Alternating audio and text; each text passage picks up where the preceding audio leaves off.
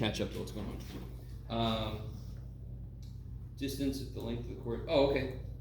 Length of the chord is 6 feet more than twice the width. So what you could do is guess a number for the width. See how far off you are from making it. Because if you know the width, don't you know the length? Yes. Okay. So everybody kind of with me. So this problem says there's a tennis court where the length is 6 feet more than twice the width. And the perimeter is supposed to be 228 feet. You guys all with me? Okay. You guys all with me? Man, you guys look beat up. I'm sorry. Man, you guys look beat up. I'm sorry. You can make corrections. I don't know if that's what's on your mind. Could be other things. I don't know. I know I'm freaking tired as hell. I need more than one spring break, please. But I can't get that. So, okay. So coming back to this problem, the length.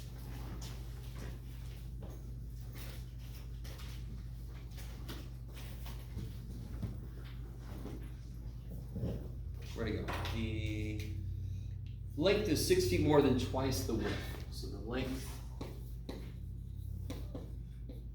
is 6 feet more than twice the width.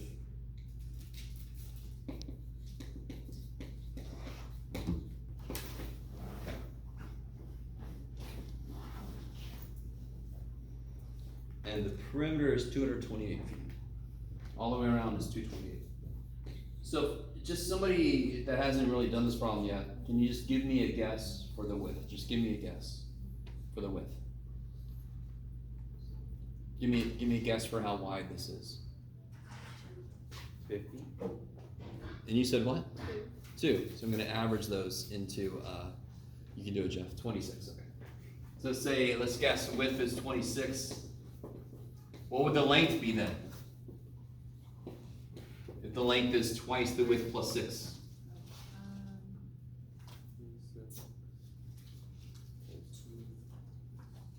What's twice the width? 58. 52, and then plus 6, 58, 11. What would the perimeter be then?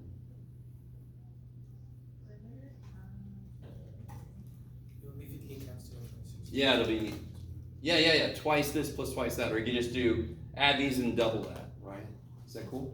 So if you add these, you get 84. If you double that, you get 168. Is that enough? I want you really with me. So the guess was 26. That was my adjusted guess. Taking the two numbers and averaging what I got. You guys kind of with me. It doesn't matter. Just take a guess and see how far off you are. Is my guess correct? No. How am I going to adjust it now, seeing the results of what I did? So this isn't just pure random guess and check, right? Guess and test or whatever. You guys with me? Pure random guess and test would be just like, let me try out 11, 12, let me try out 28 million. No consideration for how to adjust it. We could be smarter than that. That's a bad guess. It was too low, so I'm going to guess higher, right? So then what would be maybe your next guess to try? 30? 30. What would the length be then? 36? Oh, Twice that? Plus 6. So it would be 66. 66. 30 and 66 is 96. If I double that, I get 192. Getting closer, right? I don't know if you guys are with me or not. Of course I got a little closer. I knew I'd at least get a little closer, if not luck out and get the answer. So then I'm going to make another guess. So, could you solve this problem using algebra? Oh shit, yes. Could you also solve this problem using guess and check? Hell yeah. Yeah. So that's why they put this in section 1.1 to kind of force you to do it a different way. Hello. Sorry. Bam. I had a bit of an echo out there, wasn't it? Is that okay, guys? There you go. So that was section 1.1 number 3. So if you've ever taken any algebra, you might be inclined to use algebra on that problem. Technically, you can't do that in section 1.1. Yeah, I don't know algebra from the back of my head, so that's why when he did it algebraically, but I kind of like didn't get it. And that's the thing. When you go for help from the math tutors, if it's not somebody who's done 125 or understands it, they're going to do what they know. they're not gonna know what you're allowed to use based on where you are, right? Does that make sense? Section 1.1 had 3 strategies. Section 1.2 had the other 3 strategies. So one of those was use a variable. So I'm not allowed to do that in section 1.1. Okay. Has anybody gotten into section 1.2 yet? Yeah. How's it going? Any questions from that? Actually, wait a minute. What point's up now? Is use a variable in section 1.1? Yeah, it is. So what's wrong? You could use a variable in this. Yeah. You could use guess and check, but you also could use a variable. Yeah. I'd rather. All right, that'll work too. Until we get to that point where. That'll work. Yeah. I just have a quick. I'm sorry. Does somebody else have a question? I can. No. Okay. 1.2. What am I? 1.2 on 3A. What am I supposed to do with that triangle?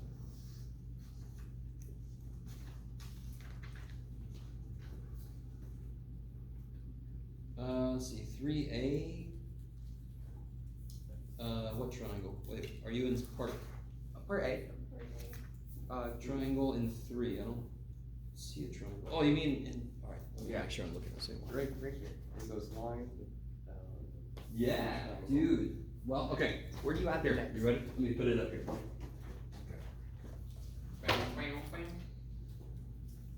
You guys, again, what is it that I said several times about chapter 1 problems? Their word problems. Sure. I did say that at least once. Not put everybody's grades up there.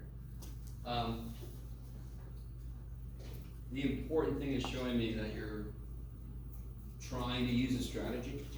Getting the answer is like nice, it's bonus. So this one here.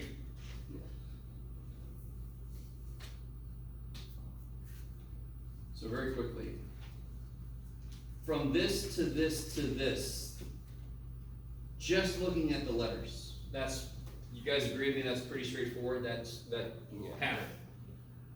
Look at what's happening in the middle row column, or the middle, the last row, the middle piece, right? The little, this guy. Can anyone describe the pattern happening there? Every time it adds another line, correct? So it started like this, and then it added a line over, and then it added a diagonal line. Now, to be honest, there's a few different ways you could take it next. But it doesn't seem to erase anything, right? It just keeps adding a line. Are you guys kind of with me? So who's got a suggestion? So obviously, what would the letters be in the next? It would be D, and then it would be 5 Ds. D, D, D, D, D. And Who's got a, yeah, what would this be? So this would be. And then what could this be? I would argue it would be this. So it's like they added a line, they added a line, they added a line, and I would say add a line. That's what I would say. Yeah. Do you see that? Mm-hmm. That's one way to interpret that. I think there could be other ways. That's the first thing that came to my mind. I started making like another line in a different box. Oh, see, yeah, it's kind of like 3 elements might not be enough, but there's nothing about the pattern that says anything should go in these, besides letters eventually, right? Yeah. This pattern is eventually going to run into some trouble, correct? I'm not going to get up to W, for example. Okay, maybe. Okay. So yeah, sometimes I could even give you a problem where I have a specific pattern in mind, and somebody comes at me with a different answer, and it actually works. Because it could be multiple things that make the pattern work. I mean, the easiest thing in the world is for me to only give you a couple of things. Here, 1, 4, what's the next number? No, so I'm being a little mean. It could be 7, couldn't it? It's 16 is what I was thinking. Do you see what I mean?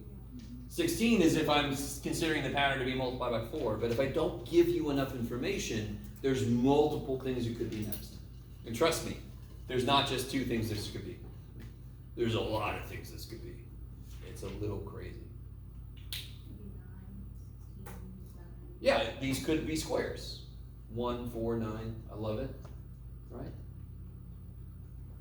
Okay, maybe. So on a problem like this, it's okay if you don't get an answer. I'm not even sure what the right answer is supposed to be. That's what I think of. Because it keeps adding a line, and it actually seems like it did this, and then it did this, and then it did this, so then coming out would make sense. Okay. Based on the information I have, you could get a different answer, but it must follow the pattern you see so far. Now, one answer I sometimes get for this is somebody will do this. But there's nothing in the pattern that ever says it would erase something. Do you see that? So that's a bit of an assumption there. Okay. Maybe. Okay. Anything else from 1, 2? Has anybody else gotten some of 1, 2, 3F? Like, I know the answer, I just don't know how to get to. Wait, where are we at, sir? Oh, 1.2 setting. Number 3? Yeah, 3F. 3F? Oh, 6F. My bad. 6, okay. All right. This one is nifty. And if you remember, I talked to you about Gauss and the adding the first 100 numbers. Remember that? Did we talk about that? That'll come into play here. Triangular numbers. How do I get to the next triangle?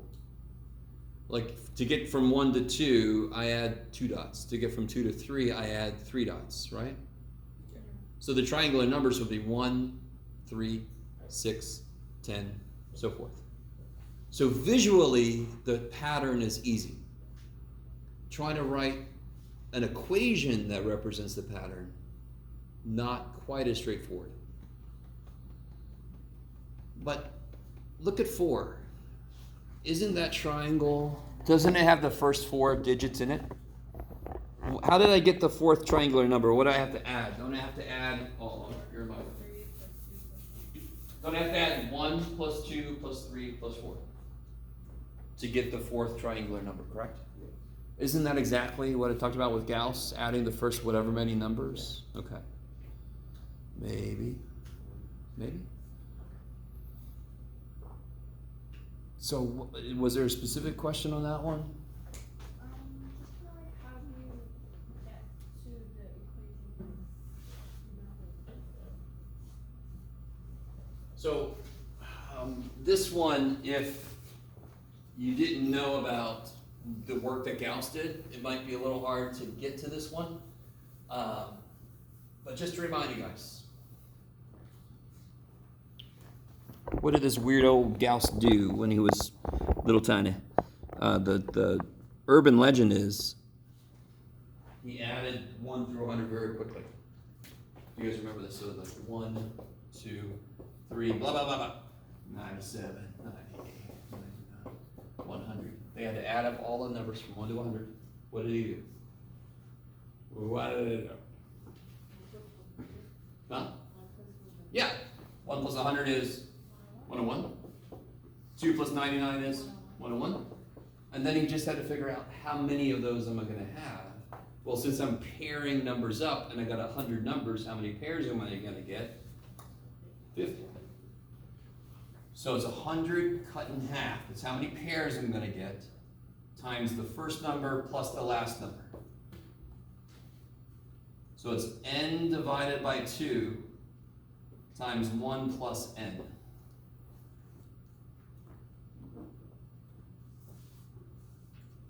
So let's test it. This should work no matter what n is. So if I use it to add the first 6 numbers, what's n? 6. So from the formula, I should get 6 divided by 2 times 1 plus 6. I should get 3 times 7. I should get 21. What do you get when you add those up? Probably 21. That would be a good bet. 21. formula works.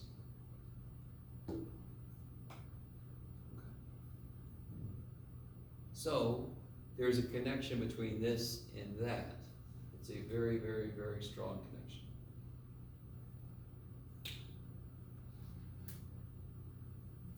If you did it, did you get the sixth triangular number? Anybody did this one, get the sixth, finish that table? What'd you get? 21. Holy shit. Alright. So that is a problem that if nobody asked me about that, I'm like, okay, nobody's doing the homework, because that problem, so anytime I teach any course, there's certain problems that if I don't hear anybody ask me about it, I'm like, either nobody's trying it or nobody's doing the homework. Do you understand what I'm saying? There will always be problems where I'm like, okay, nobody said a word about this. They're either skipping it or they're not doing the homework. That's not good.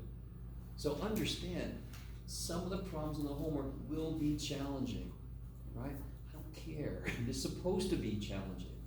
It's supposed to be. Because part of this is just, what do you do in a situation where you can't quite get the answer as quickly as you'd like to? Right? That's part of this. Some of you guys go to the tutor, and the tutor might not know exactly the right way because they haven't taken 125, right? So they're not like up on some of these specifics that we do. What do we do about that? There have been times where like I need help and the tutor's not really like, you know, they're advanced, but what do we do? Well, again, Kind of just rewatch the videos. Mark is definitely somebody who could tutor He's not 125. always there. I don't think we have anybody else. And why is that? Who takes this course? No one. Okay. Very good. Future teachers. Is every math tutor a future teacher? No. No. Mark wants to teach. He's taken this course. And he's really interested in the pedagogy, the how to teach, right? Not every tutor is going to be that. They're interested in the mathematical concepts.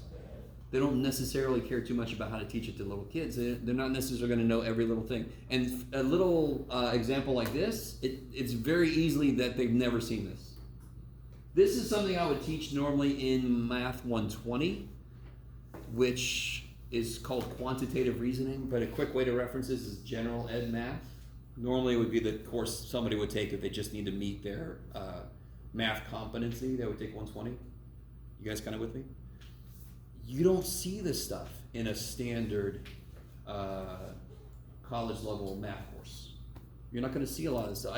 When I taught Math 120, I call it the fall through the cracks math, because this is math we could have done if there was enough time in other courses. Does that make any sense? And again, I think I told you, Math 120 is where I used to teach Mayan, Egyptian, all that kind of stuff, Fibonacci sequence, all those kind of things. Okay. What got me on that tangent? I have no idea. So really quickly, I was considering whether or not to talk to you guys about this, but is anybody aware of something called AB 705? All right, let me start with this. Do you guys know there's a prerequisite to this course? Yes. Well, do you know what it is? Not exactly. Okay. Isn't it like prior math? Yeah, we might have reworded it. It used to be Math 110, which we used to be able to offer. And Math 110 is intermediate algebra. It's like Algebra 2 in high school. You guys So know? now is it the IM3? Yeah, integrated math. Of course, every school has a different integrated math. Oh. Their content is sort of like, some has in 2, some has in 3, so I'm not sure which level, but maybe 3. Yeah. But they mix it with like stats and geometry and all Yeah. that stuff, yeah. You guys all with me so far? Yeah. This is not gonna affect most of you guys, but we are not allowed to teach intermediate algebra in community college in California anymore. Did anyone know that? So we used to have courses, Math 110, Math 103, Math 108, Math 90. Those have gone away. And we weren't a part of that discussion. So I don't want to get too deep into this because I can rant about this all day. I want to keep this in terms of what you need to worry about. Consider this. If you do that at the college level, if students coming to college don't need 110, because we're not even allowed to offer it. So what do we do instead? I don't know if you guys even know this. If you're going to take pre-calculus, Math 176, pre-calculus, right? And you're STEM, you're going to become a STEM major. and you know you need Math 110. Oh well. What do we have instead for you is a support course, a Math 076. So you're taking a 6-unit course, Math 176, and then you take a 2-unit support course. That is what we're allowed to do. And in the support course, we're trying to teach them, as they're taking pre-calculus, we're trying to teach them what they're supposed to know to be able to take pre-calculus. Are you semi with me? Now, keep in mind, I'm a math teacher. Teachers are not involved in that. You should check everything I'm saying. You'll find out it's all damn true, but I'm always one to say, I have biases. I like math. Maybe I'm wrong. Maybe algebra's not that important. Thank you. Anyway, sorry. So what does all this have to do? There's 2 things. It will affect some of you guys, because this is gonna, think about it, it's gonna kind of work backwards. If counselors know that you can go to community college without algebra, is it gonna be that important for a student to take algebra even if they want to go to college? No. They're gonna come here. They could have been a STEM major, maybe. Maybe they're gonna decide not to because they have to take these extra units and they're gonna go no. And then I love it when we have a workshop about AB 705, and then we have a workshop about how do we get more STEM students. Do you understand? Do you understand what I'm saying right now? We have a workshop about how do you live in a world where you're not allowed to teach algebra, so here's what you're allowed to do, and then the workshop, this happened, this is real. We had a discussion about, no, you can't teach algebra, and then immediately was, now let's brainstorm, how do we get more STEM students? Like, maybe give them what they know they need. Okay, I'm sorry. I don't want to just rant at you, I'm sorry. So this will possibly have effects on your future career. I don't know how far back the repercussions are going to go. The other thing is it affects me because I'm like teaching too much this semester, and I'm on a couple of different like committees trying to push back against this. So it's a little crazy this semester. So just to let you know. So I figured I just want to let you know if you weren't aware of this, I wanted you to be aware of it. I got the students involved, Student Government Association here, and they got real interested, and they just started making surveys and talking to students, and they joined the state senate, the state student senate. They're gonna try to push back. Okay, I'm sorry, too much about this. It's huh? I know. It's the principle. Yeah, so it's as a teacher, as a math teacher, I obviously believe in the importance of mathematics. This is a position I never thought I'd be in. You know, I never thought I'd be here. Especially because our voices are discounted. We're biased. So don't listen to math teachers. I don't want to say too much, okay. Sorry. So anyway, that's kind of affects me because I am spread a little thin. I'm not trying to make excuses about whatever, but I just am spread thin because of this. And it affects just the general morale of some of your math teachers. We're feeling a little beleaguered. We're feeling a little put upon and not listened to. Right? Okay. All that, sorry. That was all aside.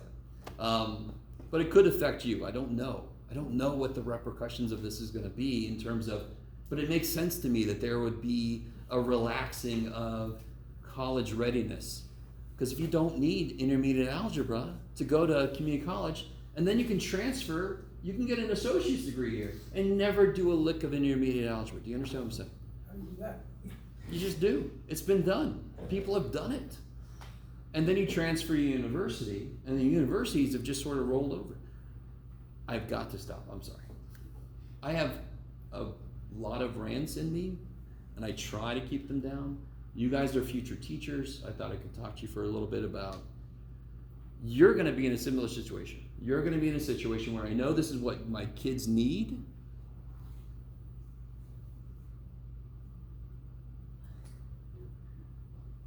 And they won't let me give it to them. I'm sorry. So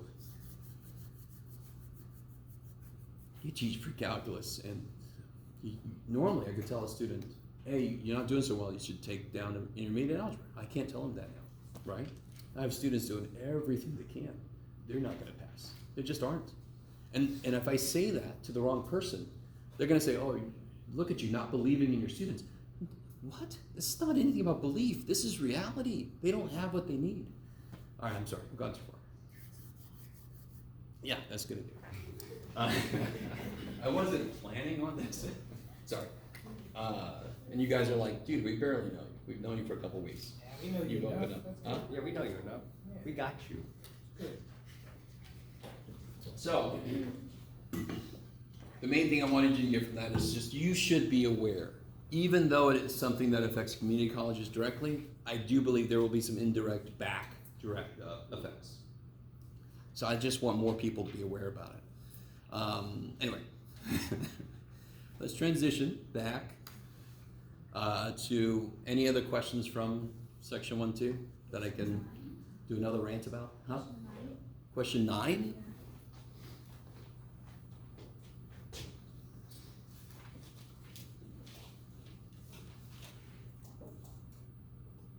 Oh yeah, okay. I like this reasonable. And the reason they're saying that is the potential for possibly more than one answer. So there's a couple of reasonable things. There are unreasonable things. So here's an example of an unreasonable 6th, 7th, and 8th term. Not because it's impossible, but just because, no, it's not going to be that. So let me see if you guys get this. I've had students do this, and I don't blame them. So one thing I could say is the pattern here is 1, 4, 9, 17, 29, 1, 4, 9, 17, 29, 1, 4, 9. You with me? That ain't the answer. Don't give me that. Does that make sense? Yeah. That's not reasonable because it's not that. They don't mean that. Does that make sense? Yeah. But you see how that could be a pattern, right? Sort of like, remember the video we watched and it was 3 to the 66 power, whatever the hell it was, and she had to see the digits and they repeated? So it could be a pattern, but it's not really reasonable to say that's what they mean. Does anyone have an idea what this one might be for 149? It's 46, 69, 99. Say again? 46, 69, No. 99. Right now I don't care about the answers. I want to know what is the patterns that you see. What are the So patterns? it's plus 3, and then each plus adds 2 more. So plus 3, plus 5, plus 7, plus 9, plus 11, plus 13. So let's see, plus 3, plus 5, plus Plus 8. 8, And then it's plus 12. plus 12, right? Doesn't quite follow.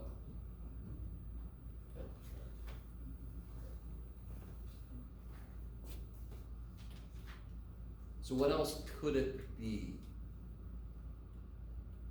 So let me give you a couple things it could be. You ready? You got it? Okay. Yeah. I got 2 of this. What you got? So, 1 times 4 plus 1. And then, no, never mind. That works in both. Okay. I was kinda on the right track, my mind just slipped. So it's 35, 8, so in between each of those addition to the next number, it's adding 1, so plus 2, plus 3, and plus another 4. Ah, there it is. Okay. Ah. All right. So, a really good place to start. If I give you a sequence problem, you rule out, is it just straight up adding the same thing, or is it just straight up multiplying the same thing? In the process of checking the addition, maybe it adds 1, and then adds 2, and then adds 3. And that's an easy pattern to kind of continue. Are you with me? This one adds 3, then it adds 5, then it adds 8, then it adds 12. So you can see how if it adds 3, then it adds 2 more than what it did before, then it adds 3 more than what it did before, then it adds 4 more than what it did before. So the next one should add 5 more. 5 more than what it did before, so plus 17. Okay. Not the most obvious sequence ever. And this is a really good example of what you're going to be really concerned about. Because the more math you see, the more you're aware of what you could do. Let me see if you guys understand this. Whenever you learn something new, you have no idea what the boundaries are, what's the flexibility, what am I allowed to do. You guys follow what I'm saying? So, anybody play a musical instrument? I can't remember. I think I might have asked that. What do you play? I mean, I'm in music class as well, so You play just everything? keyboard, Keyboard, everything? and I keyboard. recently started playing the bass. Bass? Okay. Got try to get a band together. Ukulele. Ukulele, okay. Yeah, I got the. I play a mean triangle. Hey, we can make a pretty decent bag with Tambourine, I that. could do that. I'll play the recorder. So, when you first start learning, there are things you're not even aware that you can make that sucker do. You're not even aware of everything you could try to do. I've seen people play, look at me, you can tell I don't play instruments. I've seen people play musical instruments in the oddest ways, but it makes the most interesting sounds. My point with mathematics is, when you have a problem, you've never really done one like it before, you don't even know what you're allowed to try. You don't know what the flexibility is, you don't know how much you can play around. Does that make any sense? Every level of mathematics, I try to include a discussion about, okay, what are you allowed to try? What can you do? What? You guys kind of with me? So in this problem, this kind of problem, you could try to see if there's a pattern what's adding. Maybe there's a pattern about, for example, what about this here? You got it, Jeff. What do you got, buddy? 7.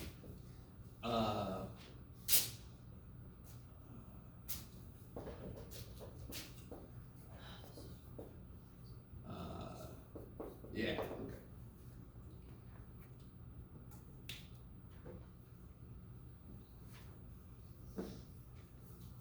What do you think about that? 2, 3, 5, 9, 17.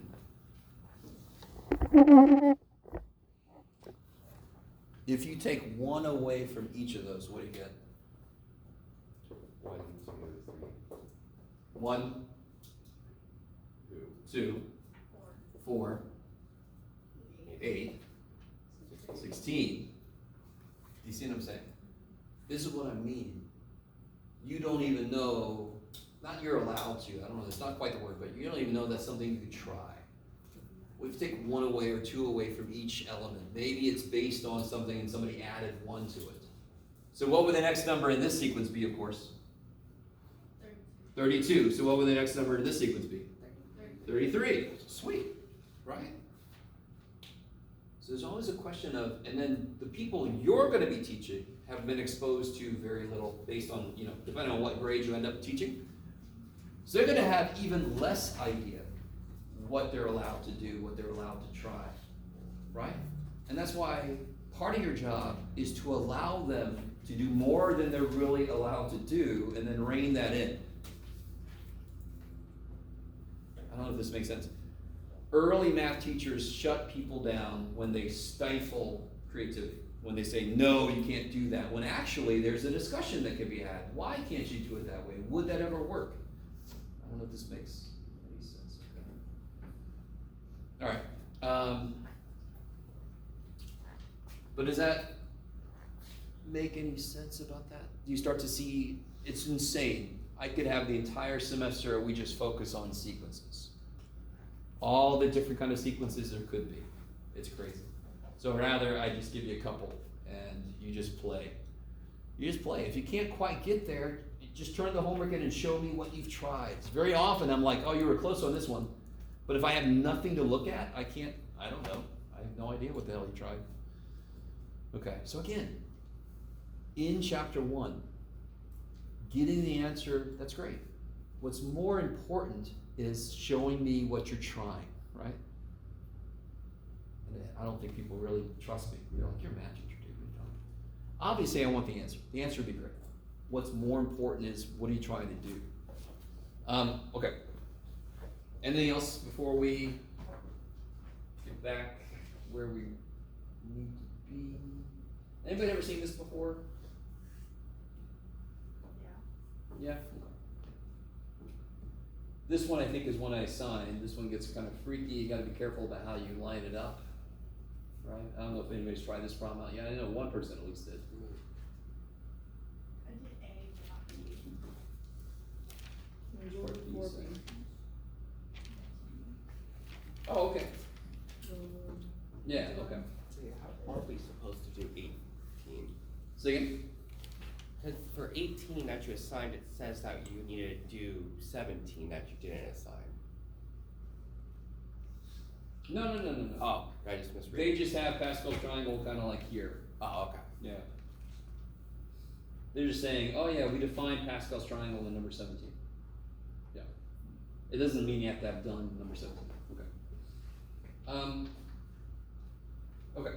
If there's no other questions, yes? Can we go over part B, number 4? So this is sort of like the triangular numbers, although of course now it's just fun to say this word, pentagonal. Pentagonal numbers. So normally it's pretty straightforward, maybe filling this in. This one will be a little bit worse than triangular numbers. But help me out, what did I add to 1? What number is this, of course? And they have it down there already. 5. So it looks like I added 4, right? Then what do I add? 1, 2, 3, 4, 5, 6, 7. Are you with me? Then I add 1, 2, 3, 4, 5, 6, 7, 8, 9, 10. I'm kind of giving the game away a little bit. 1, 4, 7, 10. So you're? Yeah. Alright, I gave away a lot there if you're paying attention. Filling this in is just kind of like thinking, you can even draw all these if you want to. This is how to fill these in. They give you up to 4, and then they want the 5th one. Let's see. Yeah, make a sketch. So you have to do it anyway. Make a sketch. How many dots? On part C, you do not want to draw the representation of the 9th pentagonal number. You guys agree? I do not want to draw this for much more. Yes. I don't want to make dots. What are you doing? Making dots. Okay. Yeah, and of course part E is where they want to formalize it, but you can make the formula. I would make the formula before I got to part E.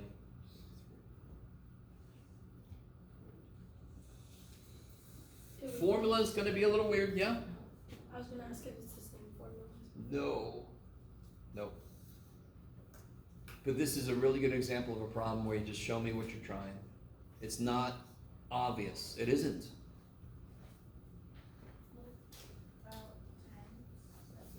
10.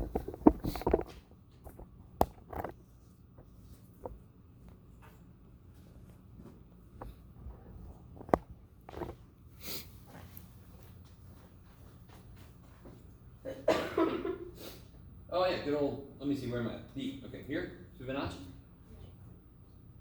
I love the Fibonacci sequence. Oh, weird. Alright. Blah. We talked about Fibonacci a little bit, right? Yes. I told you, for example, if you saw a tree that had not been ever trimmed, you can normally, the branches follow the Fibonacci sequence. There's 1, and then there's 2, and then there's 3, and then there's 5, and then there's 8 branches as it goes up. Now, a lot of trees have been cut, so you don't see that, but write out 6 more terms and use this sequence to predict the answer to this. I like it.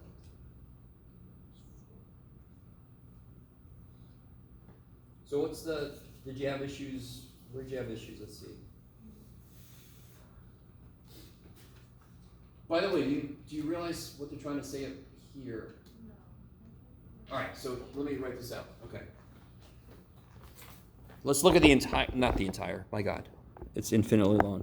Let's look at more parts of the Fibonacci.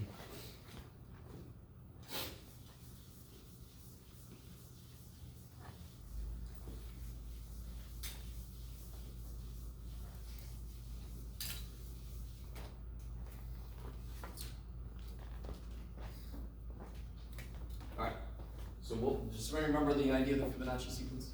1, 2, 3.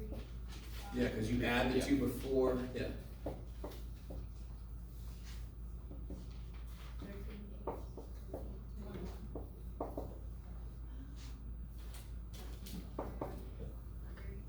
Okay, I'll go that far. You got to go further in this problem, but we'll step there. What they're saying is, if I take these 2, it's equal to the 1 over here minus 1. If I add these together, so 1 plus 1 is equal to 3 minus 1. So then they say, okay, 1 plus 1 plus 2, if I go 2 over, isn't that 5?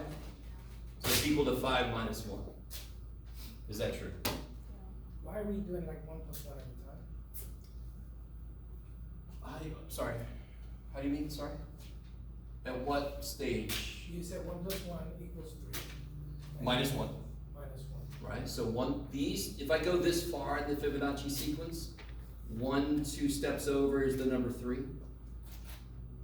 So what they noticed is, this is just a pattern that somebody with way too much time on their hands noticed. They said, oh shit, if I go 1 plus 1, go 2 steps over, what I get is 1 less than that number. And then they went, does that hold forever? So what if I go 1 plus 1 plus 2? What's 2 numbers over? 5. Is 1 plus 1 plus 2 equal to 5 minus 1?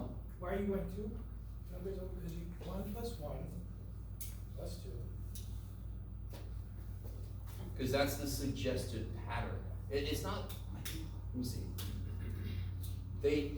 It's just a possible pattern. If you guys Google patterns in the Fibonacci sequence, you'll get billions of them. It's insane. There's a ton of little patterns. So that we're just playing with these numbers. And somebody noticed that if you add some Fibonacci numbers, it's equal to 1 less than the number that's 2 away from where you stopped. So let's check it. What if I add 1, 1, 2, 3? 1 plus 1 plus 2 plus 3. It should be equal to what? 7. Oh wait, no. Yeah, 8 minus 1. Is that true? Yes. Check it. Is that true? Yeah. Right? That's 7 and that's 7. Is that cool? Did it have to be that? No. I don't know. We just noticed that. That's all. You see that? A lot of mathematics is noticing something and then trying to formalize what we notice. Okay. Is that all right? So this isn't something that has to happen. It's just something that sort of happened. And we're like, oh, that's neat. So what this is asking you is, go far enough out the sequence so you can figure out what that is. In fact, they tell you 6 more terms beyond 21, I guess. So they want 6 more terms after that. Here, let's try it right now. Come on. What's the next term? 52. 50. Oh. 5. Okay, and then 86. 89. cool. And then the trick here that we're going to actually talk about in chapter 3. If you make that 90 and make that 54, do you see how they add to be the same number? You do this again. This is a really good trick. What adds to the same number? If you add 1 to this one and subtract 1 from that one, they're going to add to be the same number as they would now. Does that make any sense? So if we're going to add 11 and 19, that's the same thing as 10 plus 20. Oh, yeah. This is what's called compensation. Quick side note. What's compensation? If you hear the word compensation, does anyone have a feel for what that means? Give somebody something in exchange for Yeah, something else. exactly. So normally think of it as money for a job done. I get compensated. So compensation means something is giving somebody else something, right? So if I look at the 11 and it's going to give the 19 1, do you see that? So it's got 10 left and now the 19's 20. That 1 is still in there. The 1 was in here, it's also in here. So of course they add to be the same number, right? It's just a way to make round numbers so it's easier to add. You guys see that? Maybe? No? Yes. So we're going to talk a lot more about that later. There's all kinds of compensation. Okay. It's sort of like if I wanted to do 25 times 16. I could do multiplicative compensation. What's 4 times 25? What's 4 quarters? It's 100, right? 100 cents. Are you with me? So if I take 4 from this guy and give it to him, okay, that's easy as shit. That's much easier than 25 times frickin' 16. Do you see that? That's multiplicative compensation. One number compensates the other number, gives it something. That's kind of cool. It might just be me. Does anyone think that's like, I don't know, like a little bit cool? Yeah. That's how I do it all the time. Like, I Oh, can sweet, do it without exactly. not doing it. Some of you guys do this already. Totally. So I'm not trying to make it sound as if it's brand new, but normally most people haven't really thought of that. But yeah, some of you guys probably do this kind of thing already. Yeah. Kick ass. Okay. What was that all about, Jeff? I don't know. Oh yeah, so if I make this 90 and this 54, what do you get when you add 54 and 90? 144. And that's the number they got up there, right?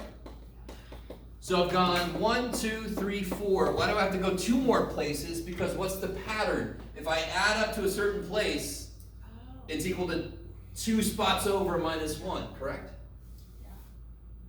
Alright, so what's the next number? Oh shit.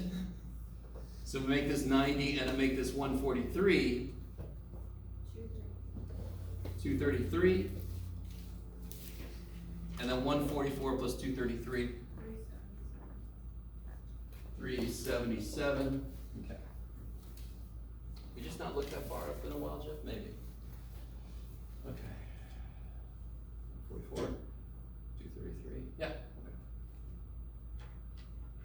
Okay. So then what should I get when I add up all these? 376. It should be 1 less than the number that's 2 over, if the pattern holds. I don't know if you guys, so that's the pattern they set up. If I add up to a certain place, it should equal 1 less than the number 2 spots over. And we checked it. It worked for the first couple. Okay, maybe. Part of what's happening right now with what we're doing is you're looking at shit you never had a reason to look at. And you're getting used to what you're allowed to do. I don't like that there's not enough places in our math courses where we have students play with the math. That's why it's so cool if you're gonna teach it young enough, they can play with shit. They got shit they can play with and it means something mathematical, but you don't get to do that once you get up to like algebra. You're not playing a lot. Okay. So that's gotten any better because you basically did it. Okay. Yeah. Sorry, when did you say the test corrections were due? Everything is due the day of the final. Next test. That's for the Except think of the homework. homework corrections are due the day of the final. So what's going to be due on test 2 date? Test corrections, quiz corrections, homework. Homework corrections, you got into the final. Something, yeah, I don't even know. I don't have a clue. Okay. There's nothing else from 1, 2. Look at those. We're gonna get into What's a fractal? Huh? It's a fractal. Yeah, it's sort of like a fractal. I like it. Is this Sierpinski? Yeah. Sierpinski triangle. Anyway. Triforce. Okay. Sorry. What? Video game reference. Oh, the Triforce. Okay, that's hilarious. Da-da-da-da-da. Okay. I love it. All right, guys. So, I would think, and I know I feel differently about word problems, but I would think the fact that we're about to leave chapter 1 would be kind of like a nice thing, right? So we're going to leave this. We're still got a test on 1, 2. It's still going to be on the next test. A couple of 1 or 2 problems from 1, 2. So we're about to get into chapter 3. And chapter 3 is all about addition, subtraction.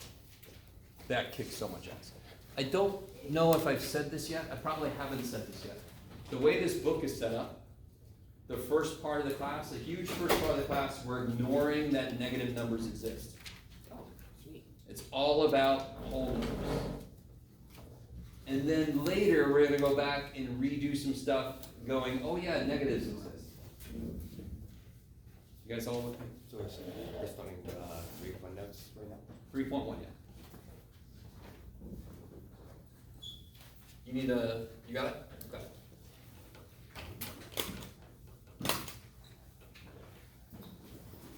So, I want to point out something that some of you guys probably know. Just a little side note. I might have said this already.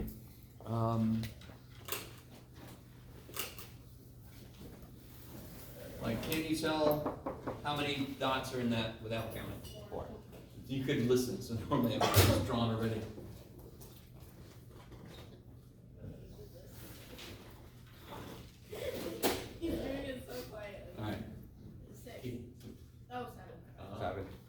So, I might have said this already, there's a point beyond which our brain can't automatically tell.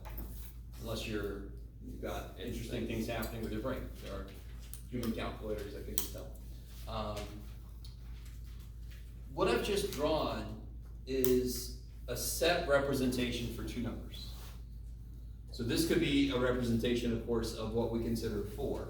So remember, there's the idea of numeral and the idea of number. Right? A numeral is the symbol we use to capture the idea of number of things. Are you guys all with me?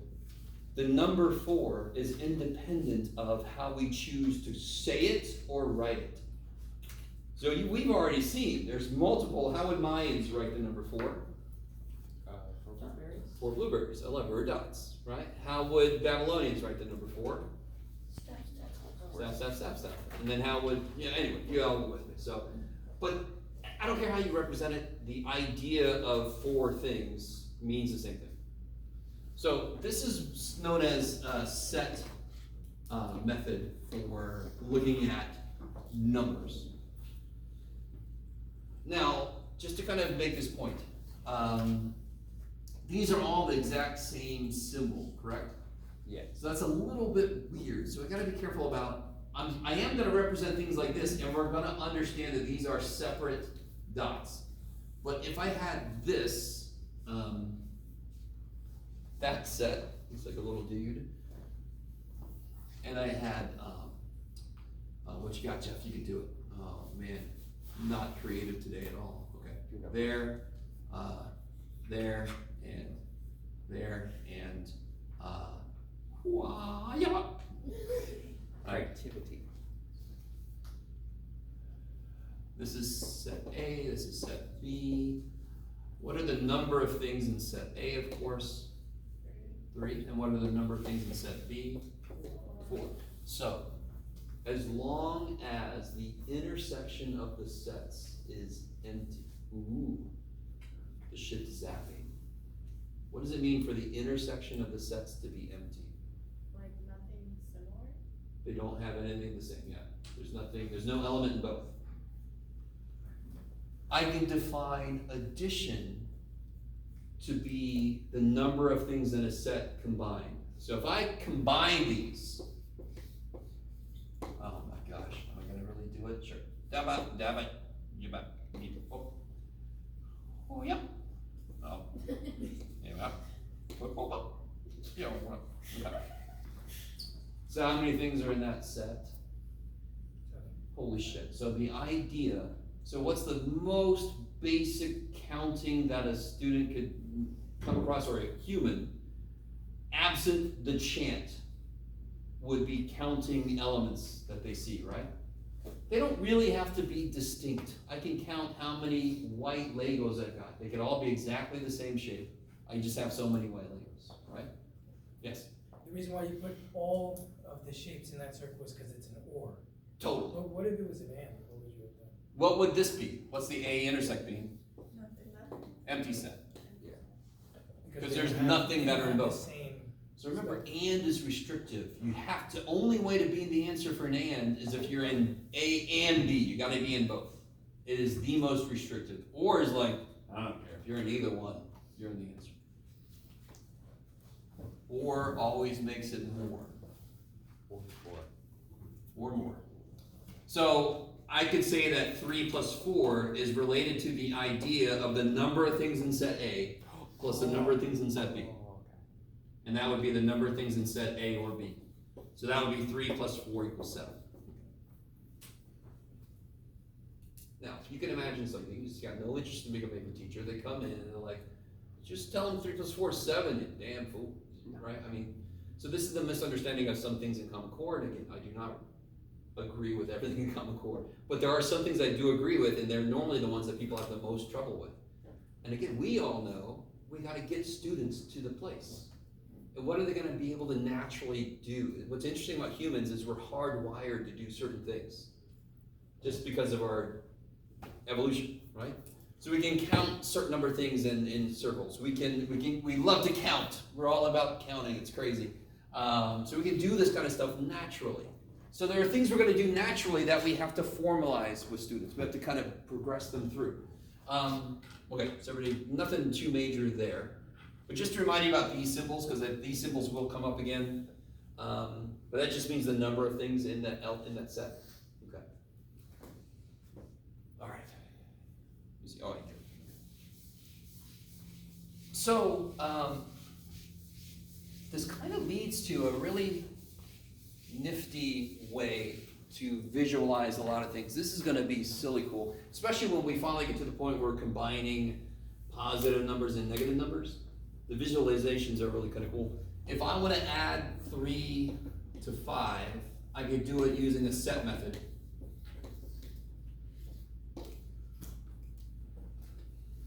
So I've got a set with 3 things in it. And again, we're going to let go of the distinct elements. We understand that I mean 3 things. You can use dots, you can use whatever the heck you want to. Yeah. Okay? And I'm going to add that to a set of 5 elements. Let me not do that, because that's going to be sort of like plus and minus stuff later. I'll just do some more dots. 1, 2, 3, 4, 5. Standard die. So obviously, a student would be loving this kind of shit. They would have a little pile of 3 things, a little pile of 5 things, and they put them together, and then they can count, and they get 8. It's crazy, right? So when I put these together, I got my 3 from that dude, and I got my 5 from this dude, and then I can see it's 8. Okay, so set method is like that, and we're gonna use set method to do addition, subtraction, multiplication, division. We'll do it, somehow we're gonna do it. Okay. There's another method for addition. Let me just throw it out to you guys. If you're working with a student and they're beyond the point of just, they can do this problem really easily, what's another way to demonstrate addition mathematically? This might be too open of a question. Huh? Well, multiplication is like repeated addition. So it's like a step above addition. So here's a basic way that you see it very often. Oh, I hate that.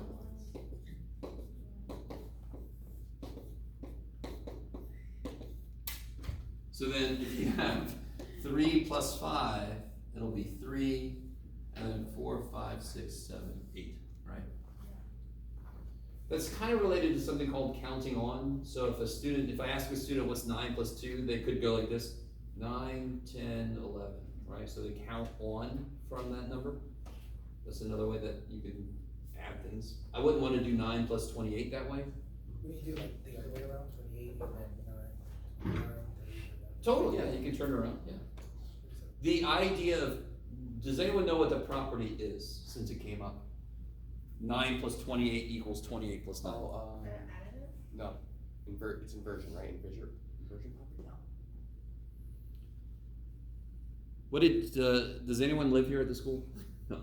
So each one of us, we commuted to the school today, right? Yeah. So individual things commute. So 9 plus 28 being the same as 28 plus 9 is the commutative property. Individual things commute. I don't know, does that sound familiar to anybody? Then you also have the associative property. You guys remember that one? No? Man, you guys are all turned off, I'm sorry. I don't know what this guy's doing. All right. Okay. So this is called the measurement model. So it's going to come back every now and again just to say hey.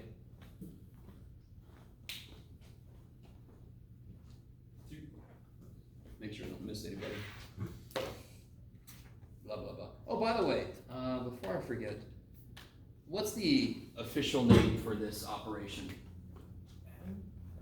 Addition. It's a small word we use. This is the official Sum? sum. Okay.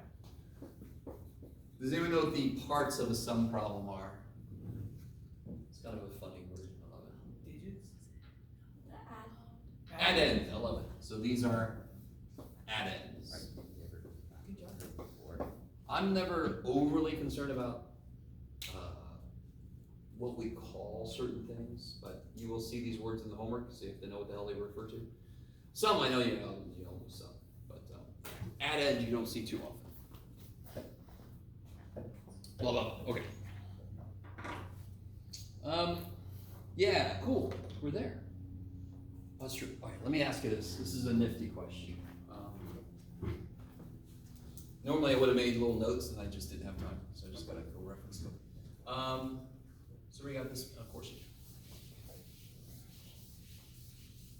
What's I already gave this away earlier, but what's kind of the quick way to do 81 plus 29? What's the quick way to do that? Carry the one. Yeah, so you take one from him, Oh, give it to them, yeah, right? Oh, okay. Sort of like if I ask somebody, so again, this is a little preview, but this is what's called compensation. So we'll get that officially later, but it's come up a few times. What would you do if you had to add these numbers up? What do you got, Jeff?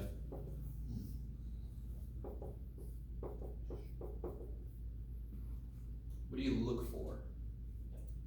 You could just add them up, it's not gonna be that long, but I mean, what could you do to make it a little bit quicker? Find all the ones that add to 10, right? Oh, they all have 10. Oh, so sorry. 10, 10, 10, 30, right? You guys all with me? Of course, right? You guys sort of with me, okay.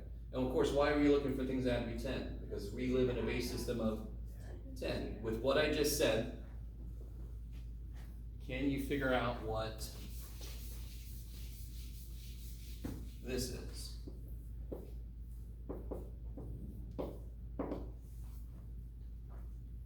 Without doing much work at all.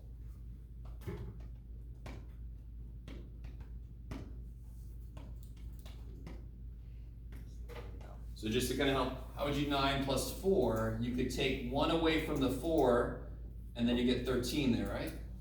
I know we all know 9 plus 4, but when you're first learning stuff, Oh, so it makes sense you're gonna base it off of a nice round number in your head, right? And well, again, why am I trying to make 10? Because that's the base. So, maybe one more. yeah. So one of these combines with this and makes it 10, makes it 1, 0. You guys with me? What does 6 look like in base 6? 0. 1, 0. I need you to understand. So it's exactly the same thing as 2 plus 9. One of these makes it a 10, and then there's another one, so it makes it 11. One of these makes it a 10, and then there's another one makes it 11. Do you guys see that? Real quick, I should have started with this. What's 1 base 6 plus 5 base 6? 0. Well, 10. 10. Should be cool with that, because it would be 6, but can it be 6? No. That's where, and of course when I add 1 to 9, isn't that when it rolls over because I've hit the base? So whenever I hit the base, it's gotta roll over to the next place, just like an odometer going, right? So when I do this, it's gotta roll over to the next base. So of course 2 base 6 plus 5 base 6 is 1 more than that. Do you see that? Okay. So what is 3 base 14 plus 13 base 14? That might be a little much. We'll see what you guys think. 1, 2. Huh? Would it be just be 1, 2? Well, this is a little mean. I'm being a little mean. Let me not do that to you. Let's do 3 base 4 plus 13 base 4, yeah. That'll work. Well, I'm adding, so it can't get less than this.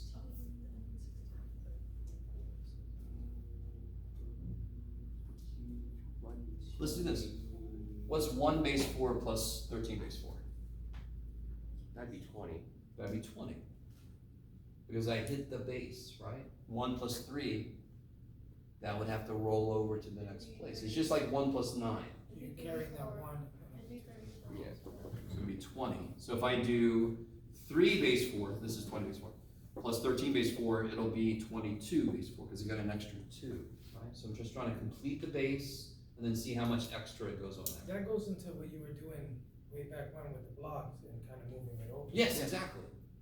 So we could be doing this with like, if I had base 4 blocks. blocks, yeah. Okay. And we're gonna bring those blocks out, especially when we start doing, multiplication and so forth, yeah. Okay.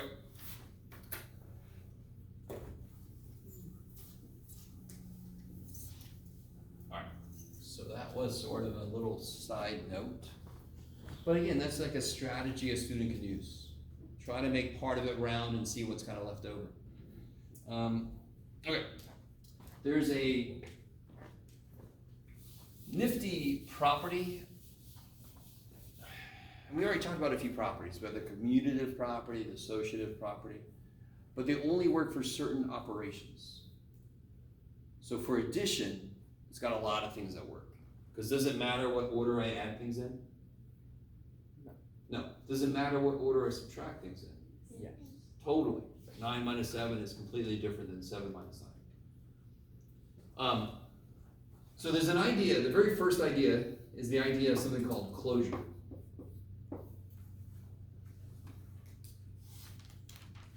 Which is something we're always seeking in certain situations.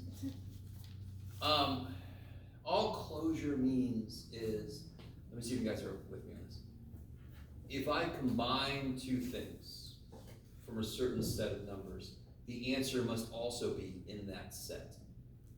So an example of something that is not closed. Let me show you an example of something that's not closed. Is the set of whole numbers. Remind me, what's a whole number? Where do they start? Whole numbers. The great thing about whole numbers is which number looks like a whole. So where do the whole numbers start? 0. 0, 1, 2, 3. That's whole numbers, right? You guys all with me? So I've got this set of whole numbers. If I subtract two whole numbers, will the answer always be a whole number? No. Oh.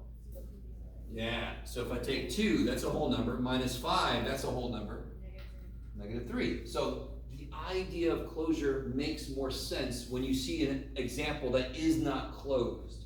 Why is that not closed? Because I'm in the set of whole numbers, but when I take two elements and I do subtraction to them, the answer is not in there. It's not closed. I have to go outside to get the answer. Does that make sense? To me, I love that.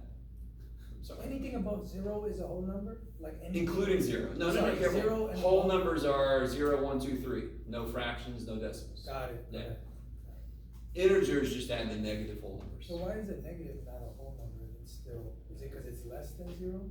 Yeah, Because that's it. Also, Natural numbers, 1, 2, 3, they came natural to us. We invented 0, that's whole numbers. And then we had to borrow shit, so we had to come up with negative stuff, right? because negative numbers don't exist in our world. It's like a lack of this number. Yeah, because you can't have less than nothing. Yeah, there's certain things that negatives can't describe, for sure. Which is why, I showed you the video, right? With the longest time they thought negative numbers didn't exist. And we all know all too well, negative numbers frickin' exist. Yes? It's the complex numbers that are freaky. No, it's imaginary numbers that are stupid. That's what I'm saying. Complex numbers are real and imaginary. Yeah. Numbers, yeah. So closure is whole number and then not closed is basically negative. No, I need this to make sense. Whole numbers are not closed under subtraction. So if the operation is subtraction, whole numbers are not closed under that operation. So if I apply that operation to two whole numbers, do I have to get a whole number answer? No. No. Are whole numbers closed under addition? Yes. Because you're always making more than less. You know, if I take any number that's a whole number and add it to another whole number, the answer will be another whole number. There's no way in hell you have to go outside of the whole number house to get the answer. Here, I had to go out. Which is not good. I don't want to go out. Zombies. You guys kind of with me? Except for the zombies. Yeah? Sorry. Yeah. So the idea of closed is based on a set of numbers and an operation. Are whole numbers closed under multiplication, just to kind of expand it a little bit? Yes. Yes. Yeah, there's no way you can get a whole number, multiply by another whole number, you get something that's not a whole number. You guys agree with me? Unless you're multiplying by a negative. Is the negative a whole number? Yeah. You, Wait, is it? No. okay. Whole numbers start at 0, go up. Yeah. Integers also include the negative whole numbers. Is everybody with? Okay. How about division? Could you divide two whole numbers and have the answer not be a whole number? Yes. Yeah. Oh, hell yeah. 3 divided by 4, kabam. So I would say whole numbers are closed under multiplication, but they're not closed under division. Does this make sense? So multiplication, addition, you're gonna get whole numbers. Division, subtraction, you get the possibility. So of not- very often, things are closed with multiplication and addition. Not always, but most often. And most often, they're not closed under subtraction and division. Okay, are you guys still with me? If you were at all with me ever, okay. Normally, that's the freaky one. That's the one I love the most. And this idea goes throughout all of mathematics, by the way, and it gets really, really freaky when you start talking about really strange mathematics and whether it's closed or not. But for us, that's all this is if they take two numbers from a set and do stuff to it, is it still in that set? That's closure, right? Then we got the two we already talked about, commutative property.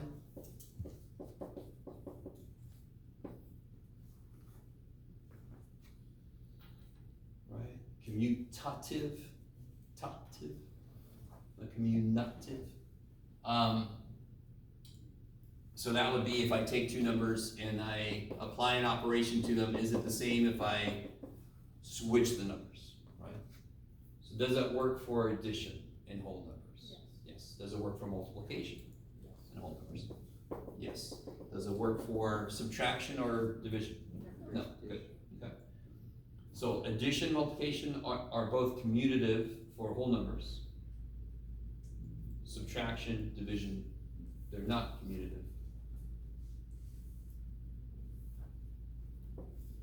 Associative. Does anyone remember what associative is?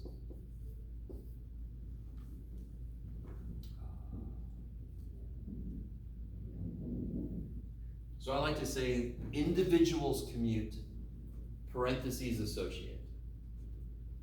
So help me out. What is 4 plus 2 plus 3? 9. 6 plus 3, yeah. Is that the same thing as if I pick the parentheses up and move them? Yes. Of course it is, right? And again, this is just another way to say addition can happen whatever order you want, right? If all I have to do is add a bunch of numbers, you can add them up whatever the hell order you want to, you get the same answer. That's really all that says. Is multiplication associative with whole numbers? Yeah, of course. Cause no matter which way you multiply them, it's the same thing. Yep. How about division and subtraction? Let's try it. So I've got 4 minus 2 minus 3. Is that the same thing as 4 minus 2 minus 3? What's this? 2 minus 3? Negative 1? Right, negative. I got $2. I owe you $3. I'm gonna owe you $1 still after I pay you one. What's that? What's 2 minus 3? Negative 1? 5. Right. 4 plus 1, right? Are those the same? No. Oh, cause So a negative and a negative is always gonna be positive. when you multiply, Add the opposite. you guys are sort of like, I always consider this as forgiving debt. If I owe you $1, but you forgive me, I don't know if that makes any sense. So when you multiply two negatives, it becomes a positive. We'll see why later this semester.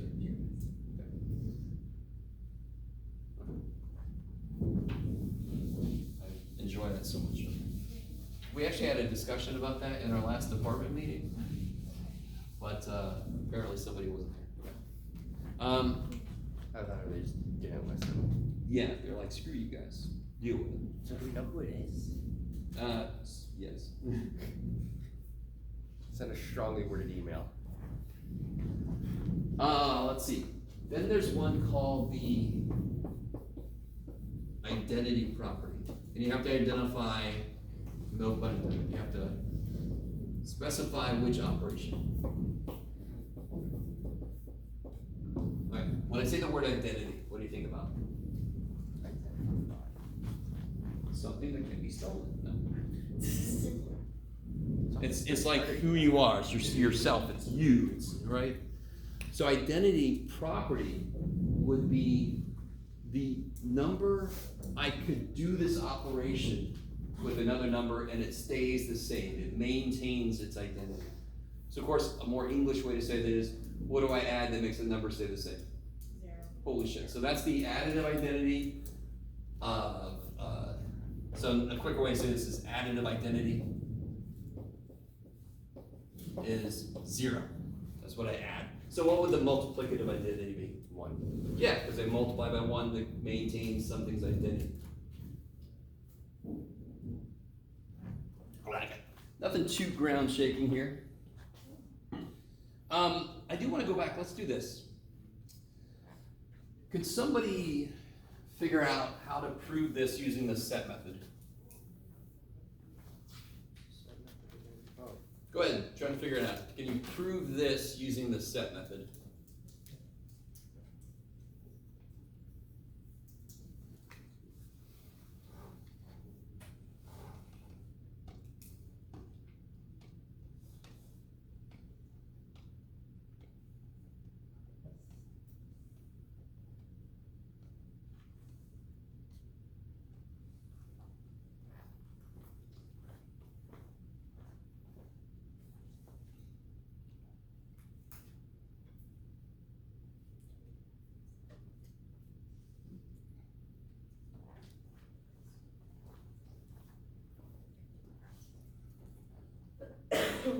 So this, what would you have to show to start set method? How would you do that? What does that mean? We got 3 numbers involved here, right? And they each have to be represented by a set.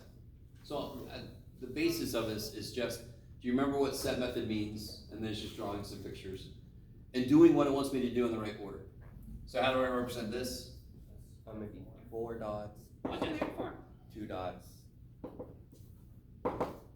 6 dots. You just rewrite it. Yeah, you Yeah. just, You don't even really have to put this, you can just, I'm gonna combine these, right? And what do you get when you put these together? 6 dots. Holy shit. So it's just a different way of writing the numbers. Yeah, but you can imagine that you can have a student with these sets of things sitting in front of them, actually putting these things together to show that this does work. Right? Is that a question, or you just want us to write that in set? Like, Yeah, we're using the set method to prove Okay, this right. statement, right? So at the end, what do I end up with? Yay! And of course, what would be different here is I would take the 2 and the 3 dots and combine them first, right? Now, of course, I understand all of us in here are like, yeah, Jeff, if you put the dots together, you're gonna get 9. I understand that, but the properties of numbers are not something that come naturally to us because we totally created them. What they look like, the base, we just made all that shit up. So of course little humans have to catch up with us. Okay. Huh? We made all those decisions. I know, without exactly. that. They weren't around. Yeah, does everybody get that? Is that all right? So in the homework, you're gonna see some things asking you to illustrate something using set method, illustrate something using measurement method. How would you use measurement method on this?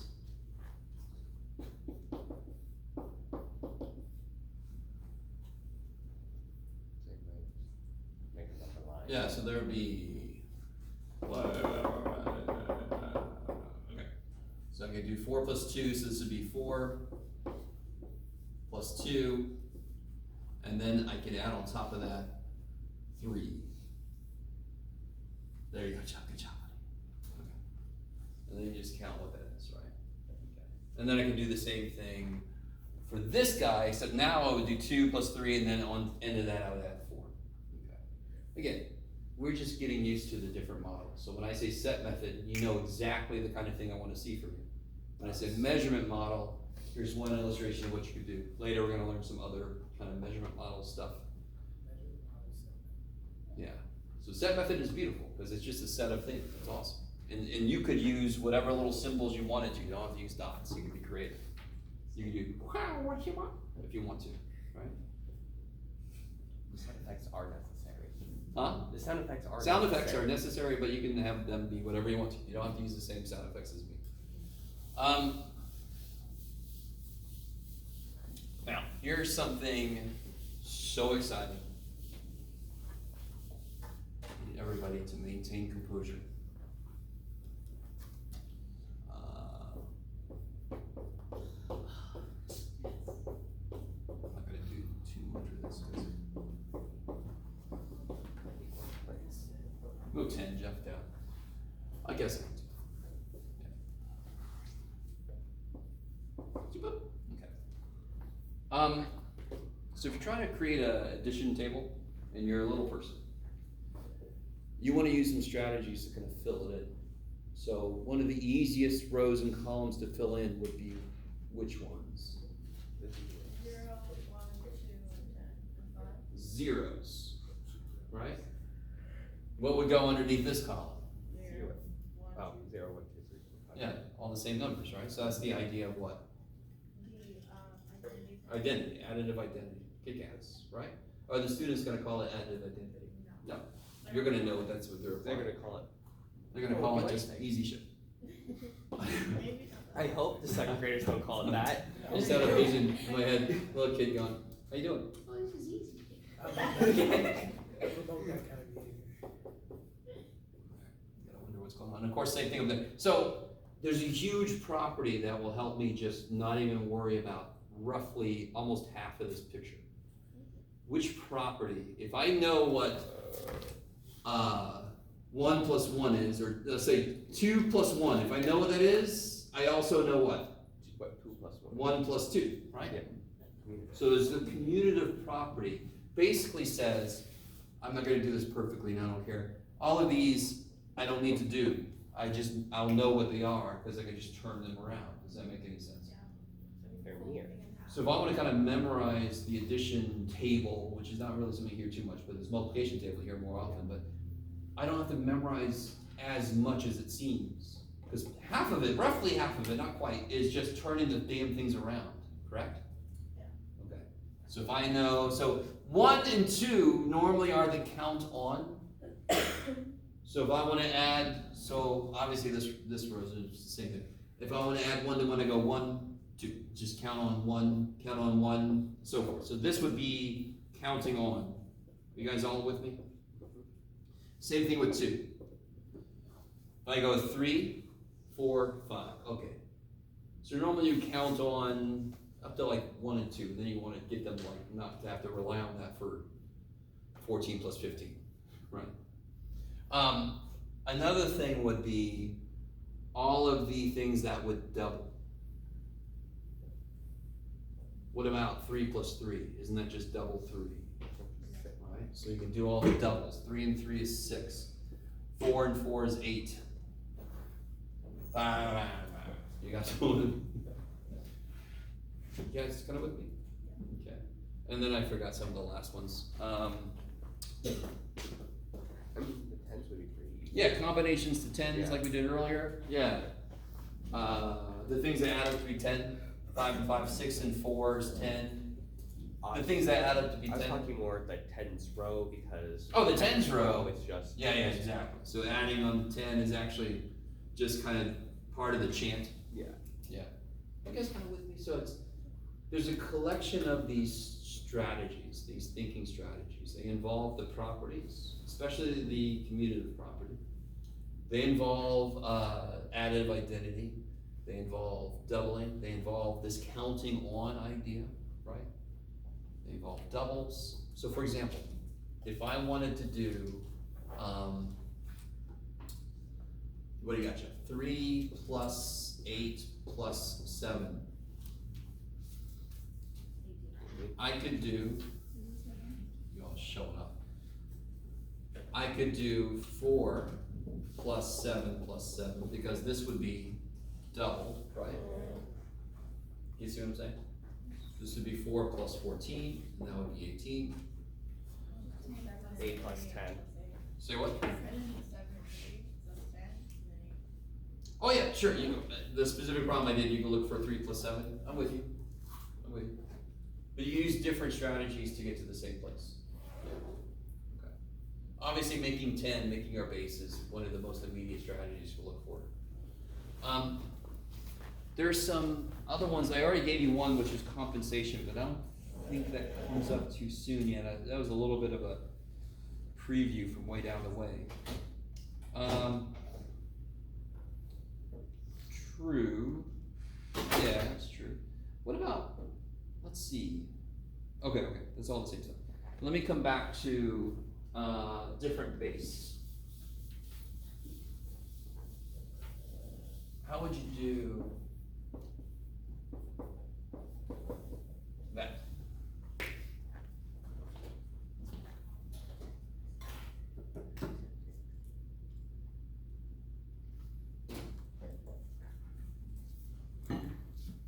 How much does this need until it becomes the base? 3. So if you take 3 from this guy and give it to this guy, what would he become? Up 1, in theory, or it looks like a 10. Become It would become 10. And what's left here? We took 3 away, right? 4. So then this is 14 base 12. This is exactly what we do when we do 3 plus 7 is 10. We look for what makes the base. Why And- didn't and- you, Go ahead. why didn't you take 2 from that 4 to make it, or 1 from the 4 to make it a So 1? what I did was, I took 3 and then left 4, right? So, and break 7 up. 9 and 3 make the base, right? And the part of this, why didn't I write 12 here? Because it's like the 10. Yeah, so when I hit the base, that's 1, 0. Why not We 11? call this symbol 10 because that symbol means the base, and our base is 10. If our base was 11, this would be 11. Why not, why didn't you put 11 base 12 and 3 base 12? Because what's easier? Oh, I see. Why didn't add? I'm not sure actually. Because it's, well, 10 and 4 is easier to add than 11. Yeah. You want to make a nice round 11 and 3. number. Yeah. So if I add 4 plus 3 plus 7, I can make it 11 plus 3, but it's slightly easier to do 10 plus 4. Yep, that's all. So underneath all of this is once you understand addition, you don't have to be so rigid on what you're looking for. But when you're first learning this stuff, you're only going to have limited things to know to look for. Because you're only going to be able to handle so much until you get used to it. Okay. So a little bit of subtraction, then I'm gonna let you guys out a little early. Which means I'm letting me out a little early too. So how would I use set method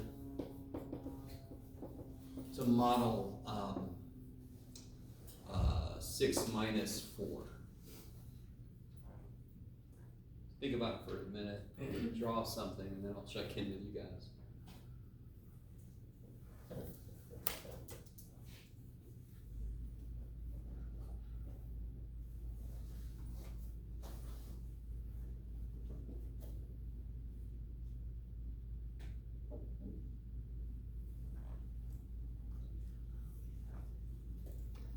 All right, what you got? 6 plus signs, then 4 minus signs. We're not there yet. We don't know negative numbers exist. Oh, just Keep that in mind. The different first part of symbols. this class, we don't know negative numbers Or exist. just like use These are both positive numbers, I'm subtracting them. But you would be right. Yeah. Yeah. Oh no, the way that I was thinking was like in a classroom setting, we would do like the circle and the dots, but then we would cross them out. Sure. So how many dots? 6. And then as you go along, you like cross off one and take it to one. That one. Right? You can take it out. This looks a little bit like biology, maybe. Looking at the Would you microscope. draw the arrow going out of the circle? This is one way you could do it. You could, Yeah. okay. You seems could cross through it, Okay. right? But the important thing is how many's left. 2. So obviously, the easiest kind of most direct way to do subtraction is this method. Who knows what this is kind of officially called? I've got stuff and I am taking it away, right? So this is the takeaway. So what would a word problem be that you could give a student that would need this? You have 6 pickles and you eat 4 of them. Yeah, got 6 pickles and I eat 4 of them, or I got 6 pickles and Frank stole 4 of them, or whatever, right? So there's actually a lot of different possibilities, and we're gonna kind of classify some of those next time. But I think today that's plenty. You've seen me cry. We've been through a lot together, so. We really have, bro. Yeah, you okay, man? We're always here if you need someone. You know, that's actually very refreshing. Just keep in mind with your math teachers across the state,